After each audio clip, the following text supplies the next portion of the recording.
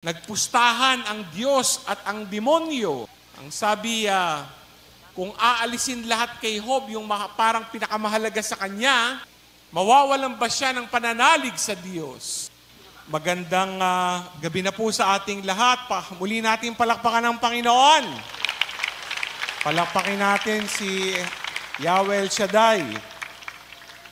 Kayo ba ay dumadaan sa mga matitinding subok sa buhay? Meron ba kayong problema sa pangangatawan? May sakit ba kayo? Kayo ba'y may sakit din sa bulsa? Marami. Yan, problemang pinansyal.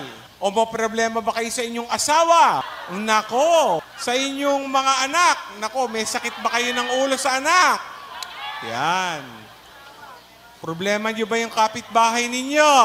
Alam niyo, hindi po tayo kailanman makakaiwas sa maraming pagsubok sa buhay. Kumbaga, katulad ng larawan sa ating ebanghelyo, nung si Jesus at kanyang mga alagad ay nakasakay sa bangka, dumadating ang parang matinding bagyo, hindi ba? Malalakas na alon na para bang sumasalpok sa bangkang sinasakyan natin, sa bangka ng buhay. At kalimitan, kapag dumadating itong mga, sabihin na natin mga dilubyo sa buhay, may mga nagaganap sa ating pagkatao at sabihin na natin kahit sa ating pagkakristyano, kapag tayo'y sinusubok ng maraming hamon sa buhay. Ano yan? Una, tayo'y nagtatanong, bakit? Di ba? Minsan isipin mo, no, wala ka namang ginagawang masama.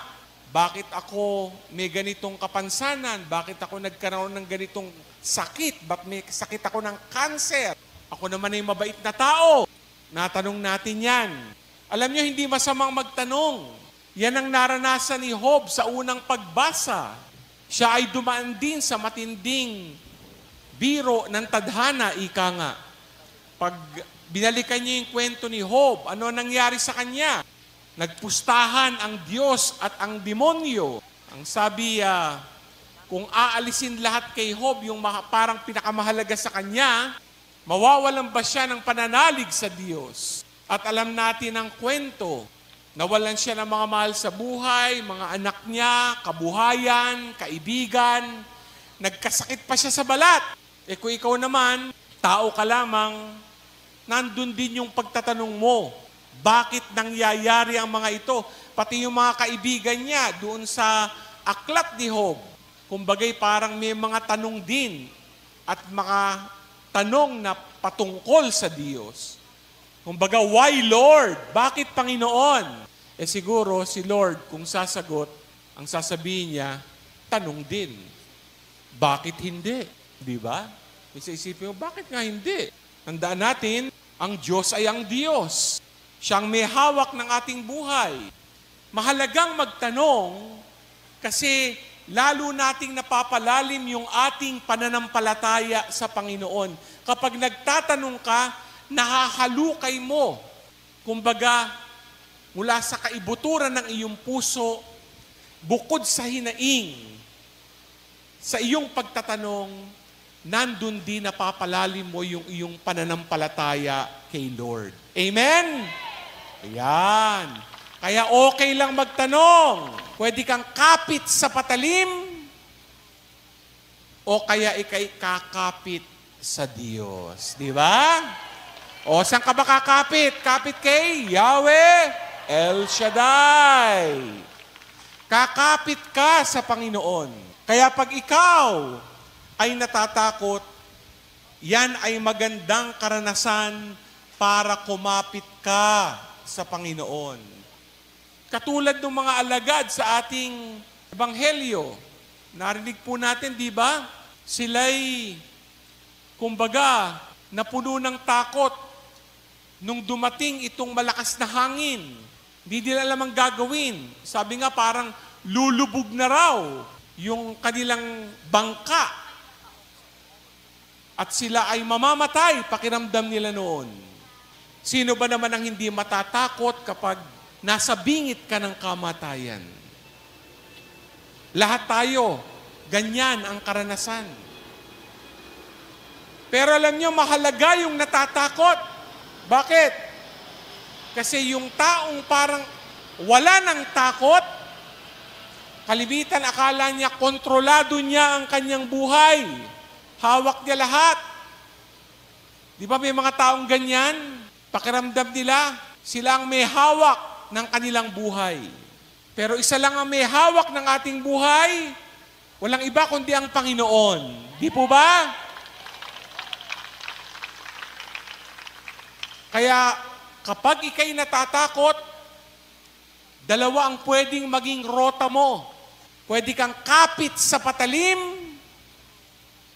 o kaya ikay kakapit sa Diyos. Di ba? O saan ka ba kakapit? Kapit kay Yahweh El Shaddai. Kakapit ka sa Panginoon. Kaya pag ikaw ay natatakot, yan ay magandang karanasan para kumapit ka sa Panginoon.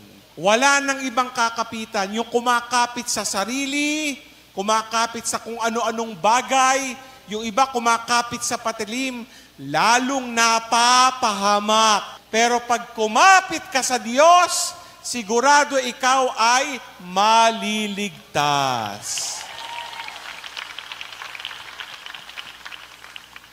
Ito yung karanasan ni Jesus. No? Yung una, karanasan ng mga dumadaan sa pagsubok, maaring si Job, maaring yung mga apostol. Nagtanong din sila. Sabi nga nila, Panginoon, di ka ba natatakot? Tayo ay papanaw na. Yung ikalawa ay yung natatakot tayo. Kapag dumadaan ka sa mga pagsubok, natutulog ka ba? Ayan. Parang ang hirap pong matulog. Paano ka matutulog niyan? Ang tindi ng krisis mo sa buhay. Paano ka matutulog niyan kung ang laki-laki ng utang mo? Di ba? Paano ka makakatulog? Iniisip mo, bukas buhay ka pa ba? Ang tindi ng iyong sakit. Paano ka makakatulog? Kalimitan, iniisip mo, yung asawa ko nagtaksil sa akin. Yung anak ko, problema ko. Ang dami, wala akong trabaho. Di ba may kasabihan? Kapag dumadaan din tayo sa mga pagsubok, sasabihin ng kaibigan natin, brother, sister, itulog mo yan. Matulog ka. Pagising mo sa umaga, payapa ka. Mga minamahal na kapatid kay Kristo, yan ang pinatunayan ni Jesus. Nandun siya sa bandang dulo ng bangka, ang himbing ng tulog niya. Ginising siya ng mga alagad niya. Sabi sa kanila, bakit kayo natatakot? Wala ba kayong pananalig? Pinatahimik niya ang dagat. Naging payapa ang lahat. Alam niyo, ang taong natutulog sa gitna ng mga pagsubok o dilubyo ng buhay, matindi ang pananalig sa Diyos. Matindi ang pananalig sa Diyos dahil alam niya na anuman ang nangyayari sa paligid, bahala si Lord. Si Lord ang gagawa ng paraan para mapakalma lahat. At si Lord ang gagawa ng paraan para maresolba ang lahat. Kaya, yung pagtulog, anong sinasabi niyan? Pagtitiwala kay Lord. Magtiwala tayo sa Diyos. Kaya nga mga minamahal na kapatid, si Jesus ay mahimbing ang tulog. Dahil sabi niya, no, bahala ang Diyos, bahala ang Ama ko sa langit. Nung siya'y ginising, napakalma at isang malaking himala ang naganap. Nakalma din ang mga takot ng mga apostol. Siguro ito yung aral sa atin. Sa pagtulog may katahimikan at sinasabi na ang simbolo ng pagtulog ay panalangin. Pag tayo ay nananalangin, kailanman sinasabi natin sa Diyos, Panginoon, mahal mo ako, hindi mo ako pababayaan. Amen! Kaya nga, napakaganda ng mga aral ng ating mga pagbasa ngayon.